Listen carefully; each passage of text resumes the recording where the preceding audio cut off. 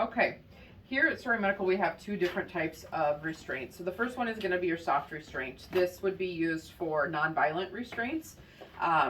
If you've got somebody who you're trying to protect lines, so if they're intubated or pulling at an IV or something like that, then you would use the soft restraints.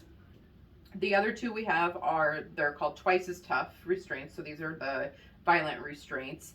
You can use this if you have somebody who's elderly and they're fighting you, that the violent restraints might be too much for them. You can still use the soft restraints for that.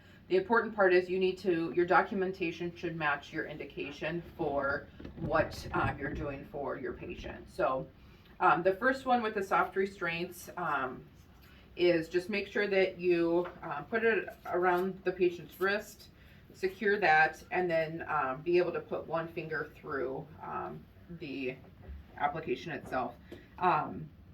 It has a little O or half ring here. I always just put this right through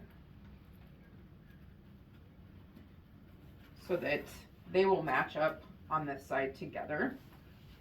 So with the restraints, you always want to make sure that you are securing it to something that is not movable. So you don't ever want to go to a bed frame. You want to go to a hard portion of the bed itself. Each of your beds are going to be a little bit different. So the ED beds are going to be very different than the inpatient bed.